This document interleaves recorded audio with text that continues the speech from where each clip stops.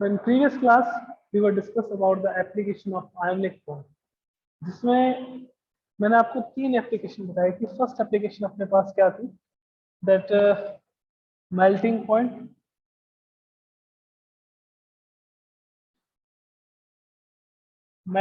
Of compound.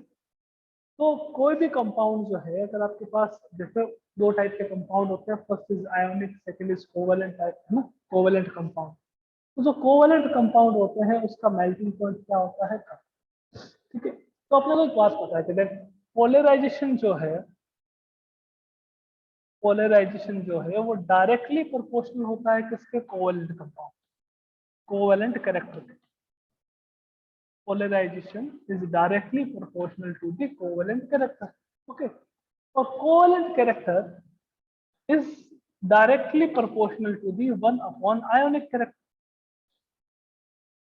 1 upon ionic character means कि अगर polarisation ज्यादा होता है बच्चों, तो आयोनिक कैरेक्टर क्या हो जाते हैं आपके पास कब, और ionic character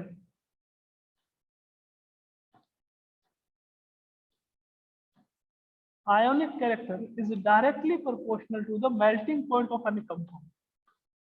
melting point of any compound, किसी भी कंपाउंड का मेल्टिंग पॉइंट कब ज्यादा होएगा, जब उसमें आयोनिक कैरेक्टर ज्यादा होगा, तब उसका मेल्टिंग पॉइंट क्या रहेगा, ज्यादा। ठीक है, तो लाइक अपन यूँ आ रहे हैं कि अपने पास एक LiCl है, एक आपके पास NaCl है, एक आपके पास KCl है, एक आपके पास RbCl है, एक आपके पास CaCl। अपन यहाँ टॉप टू बॉटम अगर मूव करते हैं, तो on moving top to bottom होता क्या है, साइज ऑफ कैटायन इंक्रीज होता है ना। साइज ऑफ कैटायन अगर इंक्रीज होगा, then polarising power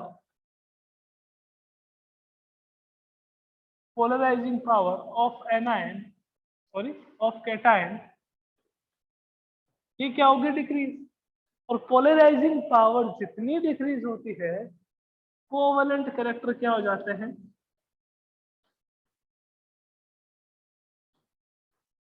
decrease. Covalent character decrease means ionic character increase. Ionic character increase हो रहे हैं मींस मेल्टिंग पॉइंट भी क्या हो रहा है, इंक्रीज। मींस जो आपके पास सीजियम क्लोराइड है, उसका जो मेल्टिंग पॉइंट है वो मैक्सिमम होगा, और LiCl जो है उसका जो मेल्टिंग पॉइंट है वो अपने पास क्या रहेगा, मिनिमम रहेगा। बिकॉज ऑफ पोलराइजेशन, LiCl में पोलराइजेशन मैक्सिमम होता है। कि सर हमें कैसे पता कि LiCl में पोलराइजेशन मैक्सिमम होता है, उसका क्या रीजन है, बिकॉज LiCl में लिथियम का जो साइज है वो स्मॉलेस्ट, कैटायन स्मॉलेस्ट है। कैटायन जितना छोटा होता है तो वो क्या करेगा, पोलराइजेशन एनायन का उतना ज्यादा करेगा, और पोलराइजेशन जितना ज्यादा होगा आपके पास क्या रहेगा, कि कोवेलेंट कैरेक्टर भी ज्यादा होगा, आयनिक कैरेक्टर क्या हो जाएंगे आपके पास, डिक्रीज। तो फर्स्ट अपने पास क्या आया, फर्स्ट आया एप्लीकेशन इसकी मेल्टिंग पॉइंट। नेक्स्ट एप्लीकेशन की बात करते हैं सेकंड।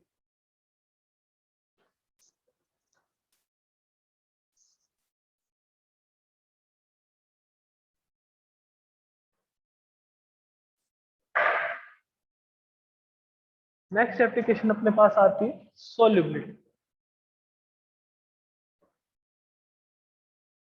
सोल्यूबिलिटी जो है ये अपने पास किसमें आ रही है, पोलर सॉल्वेंट पे। Sir what is the meaning of polar solvent. Polar solvent का मीनिंग हो गया लाइक H2O, इसमें पॉजिटिव और नेगेटिव एंड दोनों होते हैं, उसको अपन क्या कहते हैं, पोलर सॉल्वेंट। ओके, तो पोलर सॉल्वेंट में सॉल्युबिलिटी देखते, तो जो आयोनिक कंपाउंड्स हैं,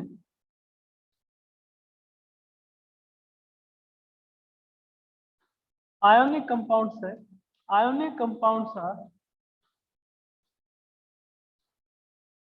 soluble in water and water is a polar solvent. Okay, तो मीन्स आपके पास क्या रहेगा कि पोलराइजेशन जितना ज्यादा होगा, या कैटायन की पोलराइजिंग पावर हो गई या पोलराइजेशन हो गया, पोलराइजेशन जितना ज्यादा, कोवेलेंट कैरेक्टर भी उतनी ज्यादा, आयोनिक कैरेक्टर क्या होगा, कम।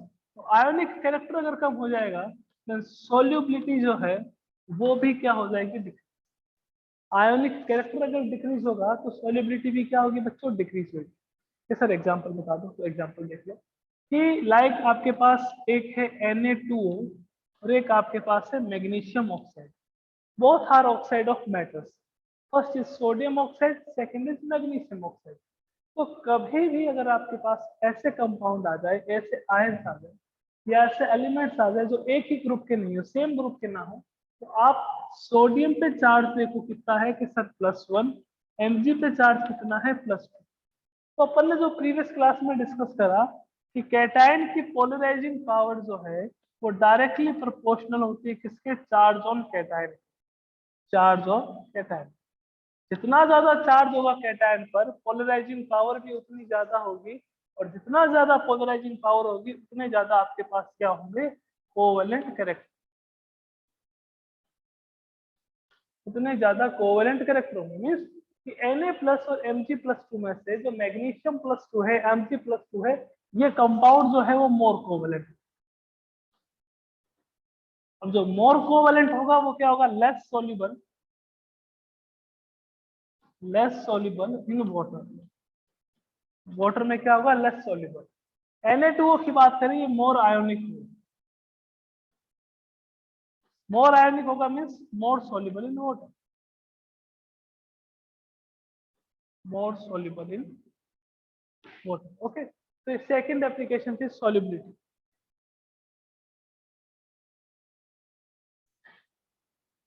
एक और इस पे एग्जांपल ले लेते, फिर अपन थर्ड एप्लीकेशन पे चलते।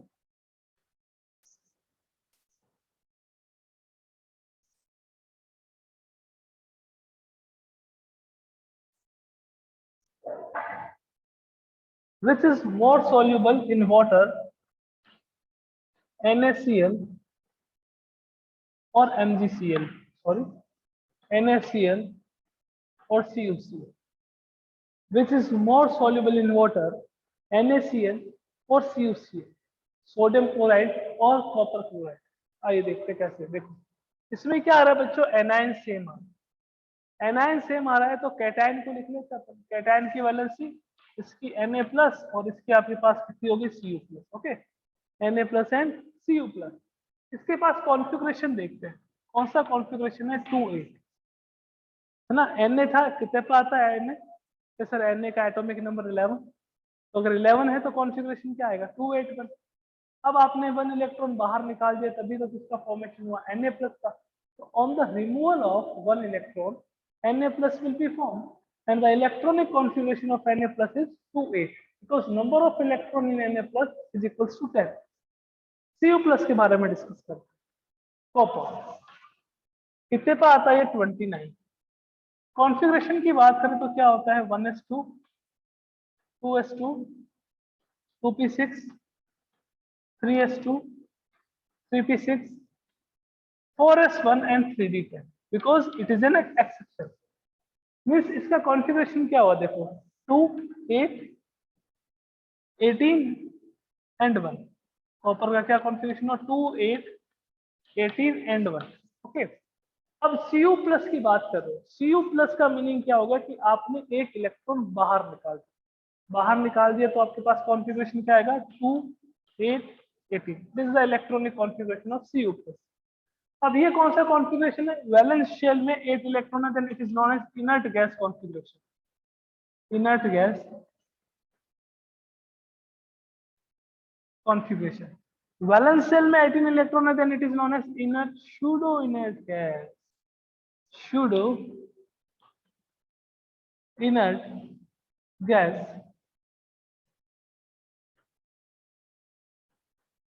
कॉन्फ़िगरेशन।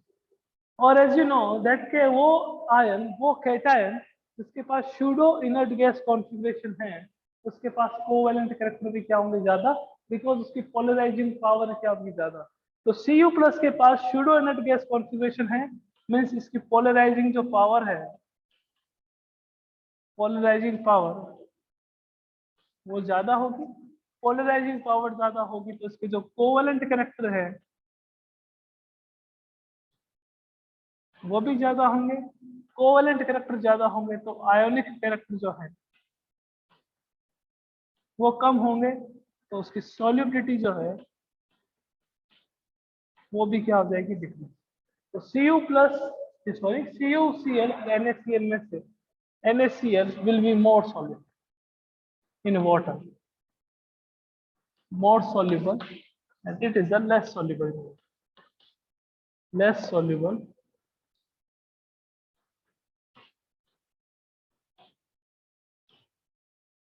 in water. ओके, तो ये आपके पास एप्लीकेशन का सेकंड पॉइंट था, that which one is more soluble और less soluble in water.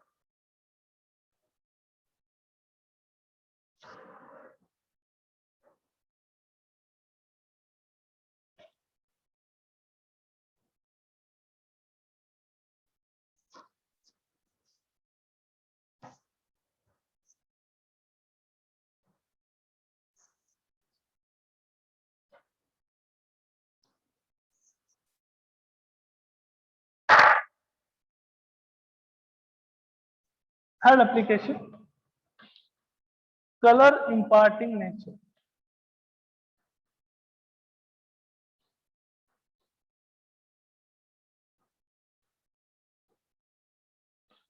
That which compound show colour. तो क्या होता है बच्चों कि जो कंपाउंड कोवलेंट होते हैं, कोवलेंट कंपाउंड जो होते हैं वो क्या करते हैं, कलर शो करते हैं। ठीक है, ये सर ऐसा क्यों? बिकॉज कोवलेंट कंपाउंड में आपके पास जो इलेक्ट्रॉन्स होते हैं वो इलेक्ट्रॉन्स क्या करेंगे, अपनी लोअर एनर्जी लेवल से हायर में जाएंगे, और जब हायर से वापस लोअर में आते हैं तो वो क्या करते हैं कि एनर्जी का जब एमिशन करते हैं, एनर्जी को एमिट करते हैं एक विजिबल रीजन में, जिससे अपने को कलर शो। तो कोवलेंट कंपाउंड मीन्स जिसमें कोवलेंट कैरेक्टर ज्यादा होंगे वो क्या करेगा, कलर शो करेगा। जिसमें कोवलेंट कैरेक्टर कम होंगे वो क्या रहेगा आपके पास, कलरलेस। सर फॉर एग्जांपल मैंने कहा देखो, अपने पास है सिल्वर फ्लोराइड AgF, अपने पास है AgCl, अपने पास है AgBr, और अपने पास है AgI। Combinedly these are known as halides of silver, halides of silver, silver के हलाइड्स। अब यहाँ पे देखो cation same, AgF, AgCl, AgBr और AgI, कैटायन आपके पास सेम। तो यहाँ पे अगर आपको कोवलेंट कैरेक्टर के बारे में डिस्कस करना है या देखना है कि किसके कोवलेंट कैरेक्टर ज्यादा है, किसमें आयोनिक कैरेक्टर ज्यादा है, तो वो किसकी बेसिस पे एक्सप्लेन करेंगे अपन, एनायन की बेसिस पे। तो सर कैसे? मैंने कहा Ag को छोड़ दीजिए, यहाँ पे एनायन का टर्म लिखेंगे तो क्या आएगा, F माइनस, यहाँ देखेंगे तो Cl माइनस, यहाँ देखेंगे तो Br माइनस, और यहाँ देखेंगे तो I minus. F minus, Cl minus, Br minus and I minus. Okay, अब देखो क्या हो रहा है, फ्लोराइड से आयोडाइड की तरफ जा रहे हैं, फ्रॉम फ्लोराइड टू आयोडाइड अपन मूव कर रहे हैं। तो फ्लोराइड से आयोडाइड की तरफ अगर आप मूव कर रहे हो तो क्या हो रहा है यहाँ पे कि सर यहाँ पे size of anion, size of anion increase हो रहा है। मैंने कहा ओके, फ्लोराइड का साइज मिनिमम, आयोडाइड का size maximum. Size of anion अगर मैक्सिमम हो रहा है देन पोलराइजेशन क्या होगा बच्चों, polarisation will be increases. Sir ऐसे कैसे? तो वहां पे जब अपन पोलराइजेशन के बारे में डिस्कस कर रहे थे, तो polarisation is directly proportional to दी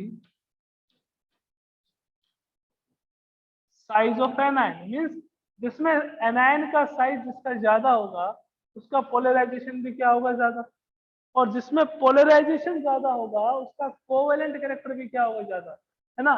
तो आप फ्लोराइड से आयोडाइड की तरफ जा रहे हो तो Cc क्या होगा, इंक्रीज, और Ic क्या होगा, decrease. Sir what is the meaning of Ic?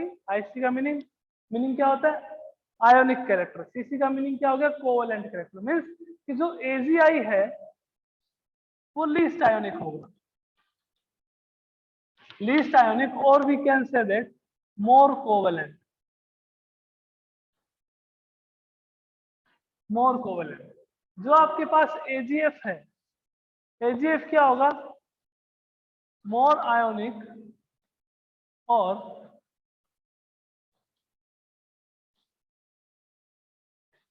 Least covalent, more ionic और लीस्ट कोवेलेंट। AgI क्या होगा आपके पास, लीस्ट आयोनिक और मोर कोवेलेंट, है ना, एक ही बात है। तो मीन्स आप AgF से AgI की तरफ जा रहे हैं तो आपके पास कोवेलेंट कैरेक्टर क्या हो रहा है, इंक्रीज। तो सोल्यूबिलिटी का हर एक का ऑर्डर देख लीजिए कि मेल्टिंग पॉइंट का ऑर्डर क्या रहेगा sir,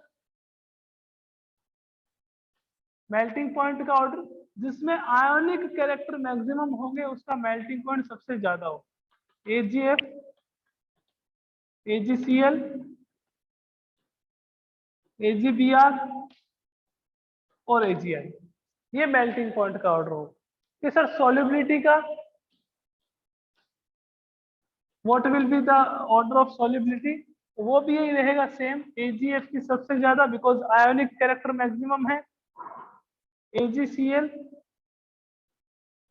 AgBr, then AgI, silver iodide. Then sir colour imparting nature आप बता रहे थे, तो मैंने कहा जिसमें आयोनिक कैरेक्टर मैक्सिमम हो वो हमेशा कलरलेस रहेगा। That compound in which ionic character will be maximum is colourless, है ना। तो ये आपके पास क्या होगा, कलरलेस, ये कलरलेस। इसकी बात करें तो ये कौन सा कलर देगा आपके पास, व्हाइट। इसकी बात करें तो लाइट येलो, और we can say that cream colour. और ये जो है AgI, ये डार्क येलो, बिकॉज इसमें कोवेलेंट कैरेक्टर आपके पास क्या है, मैक्सिमम। तो जिसमें कोवेलेंट कैरेक्टर मैक्सिमम होते हैं वो क्या शो करता है, कलर शो करता है। और जिसमें आयोनिक कैरेक्टर मैक्सिमम होते हैं वो क्या होता है आपके पास, हमेशा कलरलेस रहता है। Okay,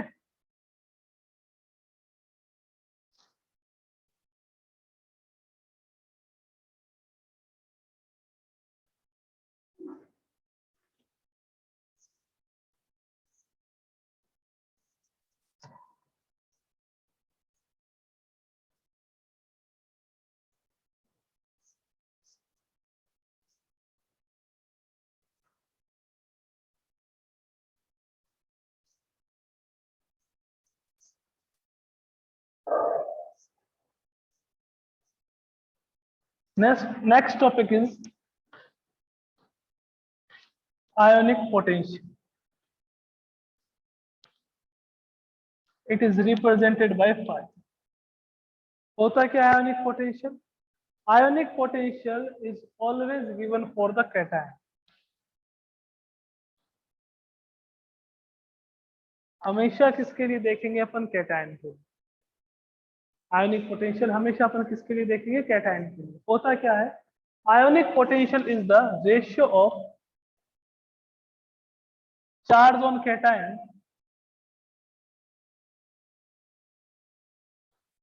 charge on cation and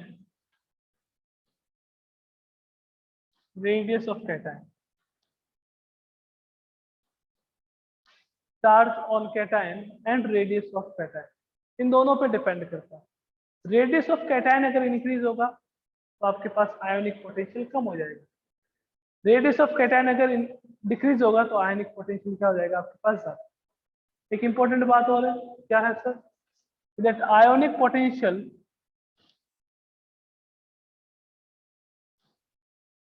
is directly proportional to the covalent character. Ionic potential is directly proportional to the covalent character. जितना ज्यादा आयोनिक पोटेंशियल होगा, जितना ज्यादा आयोनिक पोटेंशियल होगा कोवेलेंट कैरेक्टर उतना ही ज्यादा होगा, ठीक है ना। तो ionic potential is directly proportional to covalent character, और अपन भी कह सकते हैं that covalent character is directly proportional to the ionic potential. Means आप टॉप टू बॉटम जा रहे हो ना, तो टॉप टू बॉटम जाने पे क्या होगा, ऐसा टॉप टू बॉटम जाने पे रेडिएशन इंक्रीज होती है कैटायन की। तो अगर रेडिएशन इंक्रीज हो रही है तो मींस आयोनिक पोटेंशियल क्या हो रहा है, decrease, because the radius of cation and ionic potential is reciprocal to each other, है ना। तो सर आयोनिक पोटेंशियल का यूज कहाँ होता है, देखो बहुत ही इंपॉर्टेंट टॉपिक है, वहां पे यूज करेंगे अपन thermal stability. Thermal stability, thermal stability का मीनिंग क्या हो गया कि कोई आयोनिक कंपाउंड जो है वो डीकम्पोज, हीटिंग करने पर डीकम्पोज हो रहा है या नहीं हो रहा, वो थर्मल स्टेबिलिटी। मतलब किस टेम्परेचर पे डिकम्पोज होगा, हाई पे होगा, लो पे होगा, या थोड़ी सी आपने हीट प्रोवाइड कराई वो डिकम्पोज हो गया। तो उस पे वो किस पे डिपेंड करता है, वो डिपेंड करता है आयोनिक पोटेंशियल। कि सर कैसे? मैंने कहा थर्मल स्टेबिलिटी जो है वो आपके पास दो टाइप के आयंस की होती है। सर कौन कौन से? एक तो होते हैं देखो मोनो एटॉमिक एनायन, और एक अपने पास होते हैं polyatomic anion. Monoatomic anion का मीनिंग क्या होगा? जिसमें एक ही एटम हो, like fluoride, chloride, bromide, oxide, these are monoatomic anion. Sir what is the meaning of polyatomic? तो पॉली एटॉमिक का मीनिंग क्या होगा? Like carbonate, like phosphate, like sulphate, these are polyatomic anion. तो जो ionic potential है वो thermal stability explain करता है poly atomic anion. Thermal stability किस? आयोनिक पोटेंशियल जो है वो एक्सप्लेन करता है पॉली एटॉमिक एनायन की थर्मल स्टेबिलिटी।